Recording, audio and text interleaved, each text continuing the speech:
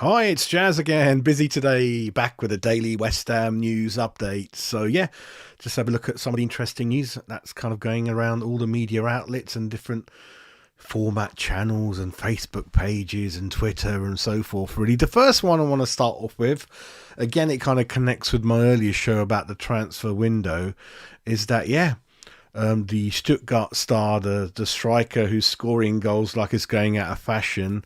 Sirhu Guirassy, he's only got a clause in there of 17.5 million euros, I think he is. I think he's got like 18 goals, 2 assists in 15 games for the Bundesliga team Stuttgart, really. And traditionally, Stuttgart aren't really one of the big German teams out there. And yeah, it's a well publicized 17.5 million release clause in his contract. There's rumors that they are obviously being honest and being realistic, and they know they can't hold on to him sort of that long, so they're already preparing for that and looking at alternatives, really. So they'll do everything they can to keep him, but I think at that price, there's going to be a lot of takers for this guy, and he's been doing well for 2-3 years, to be fair.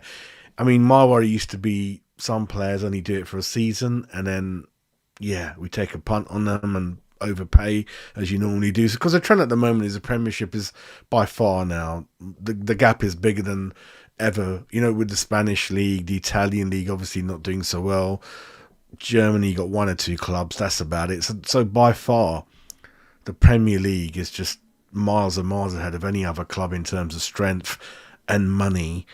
And the problem is that when we buy players from another league, we pay over the odds, because that's just the way it is with the window being small. But then when we try to sell players back to them that hasn't worked out, we're lucky if we get 10% back, which I'll go on to another player that's relating to what happens when you do sell a player, really. So that's kind of exciting for me. Like I mentioned, the window's about to open. Hopefully our club, which it never bloody does, is making phone calls, tapping players up. As people do that, tapping players up, having little chats the way Declan Rice did with Arteta this time last year, I think, Oh, the wood was burning in Arteta's mansion. Rice, he's having a few little whiskey and cokes with him and that. I'm only joking anyway. But yeah, so hopefully we're tapping up players, talking to them, and we know that if we get the bid accepted, there's no messing about with him agreeing terms. That's the way we should do it. Klopp in many windows has often had the first signing in the first couple of days, or if not sooner. All the good clubs do that. City, Liverpool, Arteta, most of the time, as you know, the good manager has a good grasp on a club, and he dictates it all the way through to the technical director and tells him that, listen, I want my players in quick. Games are coming thick and fast, and the quicker they're through the door, the quicker they adjust to everything in the environment. And the special Moisey fitness test, which no one passes, and they have to wait 4 months to make their debut. So he's gonna go. He ain't gonna hang around at that price, trust me. And hopefully we're still in Europe, all the cups, 8th in the Premiership. Premiership is a big pull for foreign players. London is a big pull for foreign players, especially with families. So hopefully we've, and it's not all about the biggest money, because teams like Arsenal might go for something a bit more expensive, might not have room in their squad. It's all about that. We, as I earlier explained in my earlier show, have got so many people, 7-8 people, contracts running out in the summer, so many people who are not getting the game, not even from the bench. So I think in terms of clearing up the squad, if we need to empty those squad numbers should not be an issue. But what we really need to do, very seriously, without pissing me off, is that the technical director and David Moyes, they need to move quick. And that's where I think it's going to fuck up. I think Moisey and the technical director, Tim, I think there's going to be a showdown between Tim finding lots of good options, and Moyes just dilly-dallying, taking too long, and things getting out of hand. That's the way I think it is.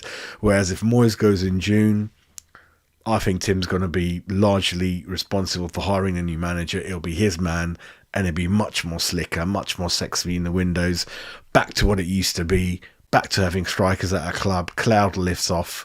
But having said that, listen, I don't want to be that nasty to Moyes, he's doing well, but that's kind of my thoughts with that. But linking into that is Felipe Anderson,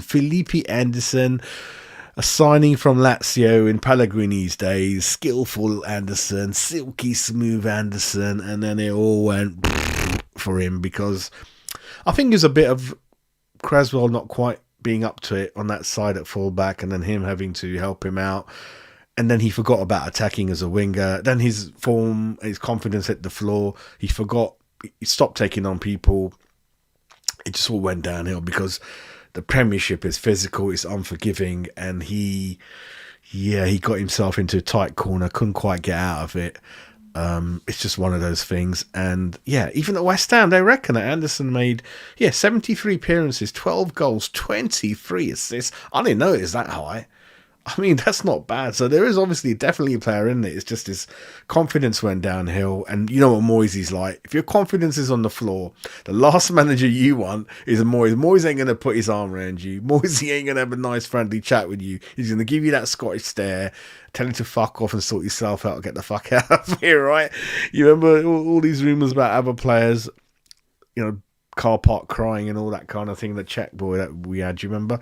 So, but what the news with Anderson is that, they reckon that we bought him for 36 million, but we only got 10% back. I thought it was a bit more of that, but that's an example. We have got a negotiated sell-on clause for him, but apparently Juve are in for him because his contract's running out in the summer. He could be gone for 3-4 million. So that just shows you, you sign a player, you're on the Premiership, they're going to ask for double, and you get done. You want to sell him, they got no money, right? It's just the way it is, really.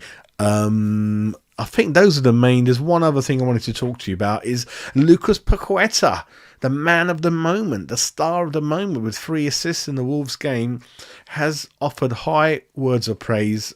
And it's not about Kudos, it's not about Bowen, it's about Emerson, who again has gone perhaps under the radar compared to Kudos grabbing the headlines and Paqueta himself and Bowen rightly so. But Emerson, for 12, 13, 15 million, what he cost, literally didn't do much at Chelsea.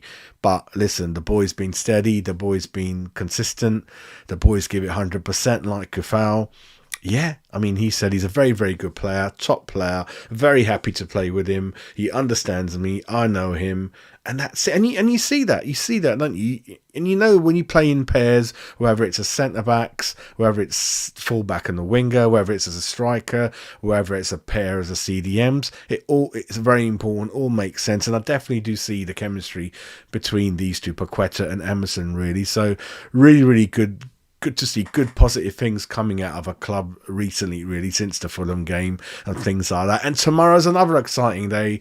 It's a cup game again. I love cup games. It's the quarter-final of the Carabao Cup, playing Liverpool, and the early signs coming from their camp is that then it's not high on their priority. They're coming off a very tough game against United. They're playing Arsenal this weekend. Looks like it could be quite a big weakened team tomorrow. I got a feeling we could do it. Moisey always plays a really good team in the cup. We just got to give it everything we've got, make up for all those 20, 30 years of no trophy. Let's get the second cup in the bag, I think. But we'll go into that a bit more in my match day morning programme tomorrow, which I'm hoping to bring back to the format. So again, we've hit 2,000 subs. Very, very happy with that. So with that, it'll be Merry Christmas to everyone. Have a great Happy New Year and 2,000 subs for Jazz. But we're not going to rest there. We're going to go for 3,000 subs. But then in return, lazy Jazz, busy Jazz, pull his finger out his arse, and I'm going to try to do 1 or 2 shows every other day if I can. It's not been enough shows for me. I get that. Just that I am, with the job I do, it's quite challenging and time consuming.